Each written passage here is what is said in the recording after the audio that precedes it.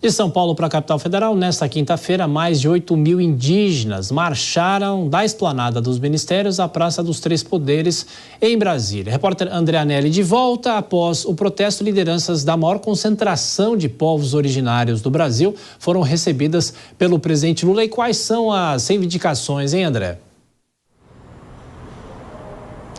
Pois é, Tiago, os milhares de indígenas que ocuparam esse espaço aqui atrás de mim, a Praça dos Três Poderes, hoje, reivindicaram principalmente a homologação de mais 4 áreas pendentes pelo país.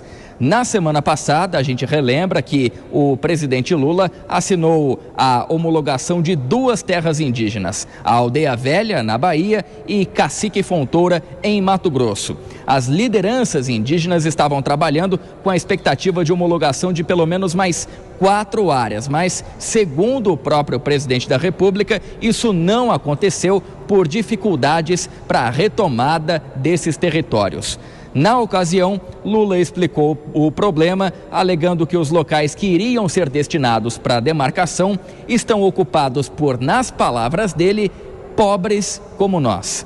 Apesar de toda essa alegação, os indígenas continuaram cobrando o andamento da demarcação das áreas e se reuniram hoje com o presidente Lula e com a ministra dos Povos Indígenas, Sônia Guajajara. De acordo com o ministro da Secretaria-Geral da Presidência, Márcio Macedo, ele que também participou desse encontro, o governo vai criar uma força-tarefa para homologar as áreas pendentes de demarcação.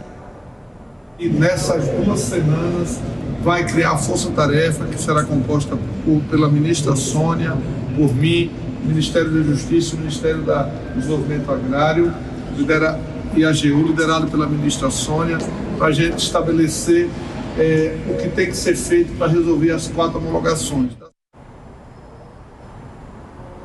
Ainda de acordo com o ministro, 2 das terras pendentes de homologação, que estão em Santa Catarina, enfrentam questões judiciais. O governo vai dialogar com o ministro Gilmar Mendes, do Supremo Tribunal Federal, ele que na última sexta-feira, aliás, na semana passada, na última quinta-feira, ele acabou suspendendo todas aquelas ações que tratam do marco temporal. Já outras 2 terras próximas de demarcações, essas que estão em Alagoas e na Paraíba, têm problemas políticos. Essas áreas teriam sido distribuídas a agricultores familiares por algum dos governadores anteriores. Até agora, o governo demarcou 10 das 14 terras prometidas para os 100 primeiros dias de gestão. Tiago. Saber como o governo vai tratar isso. André Anelli de Brasília, bom trabalho para você. Bom, Dora Kramer, você que morou já há muitos anos em Brasília, sabe que manifestações como essa costumam ser grandes e constantes. Qual é o tamanho do desafio do governo ao lidar com essas discussões? Porque tem questões jurídicas, como o próprio André falou, questões políticas também.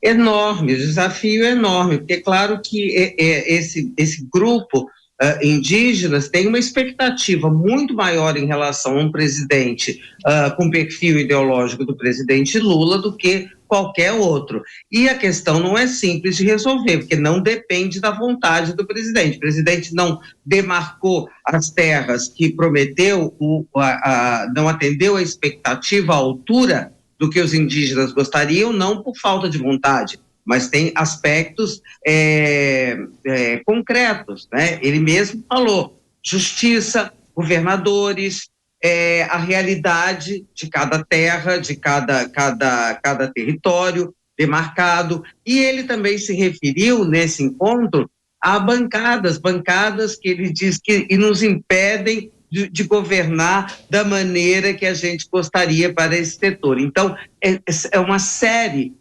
de questões para serem desvendadas, e vamos ver se nessa questão de força-tarefa, para dialogar, uma boa vontade aí do ministro Gilmar Mendes, quando ele suspende todas as ações, isso quer dizer que ele aposta não em decisões, mas numa conciliação, para ver como é que se chega, para ver se desenrola esses problemas, mas de qualquer maneira não será na velocidade pretendida por quem demanda essas demarcações. Vilela, e há muita insegurança jurídica, né? E tivemos recentemente uma discussão paralela do Supremo com o Congresso Nacional. Como é que fica isso? Como é que o governo se porta diante desse conflito também entre os outros poderes? Pois é um tema que é extremamente complexo, seja qual for a decisão, o caminho que venha a ser dado nas diversas questões envolvidas, mas é muito difícil se colocar em prática, colocar em pé. Porque você tem, quando se trata, por exemplo, de marco temporal, você tem uma série de outras relações jurídicas que foram construídas ao longo dos anos. Muitas delas privadas e com interesse comercial, agora outras delas até públicas, por esses exemplos que foram colocados de programas que foram desempenhados pelos governos estaduais, por outros órgãos da federação, enfim. Então existe um conflito de competências e de interesses que acaba se sobrepondo a qualquer decisão na letra fria da lei. Por isso que, nesse sentido, eu vejo que o posicionamento do ministro Gilmar Mendes foi muito adequado de tentar construir composições, porque um julgamento frio, ele vai acabar gerando não apenas justiça de um lado, mas injustiça de outro.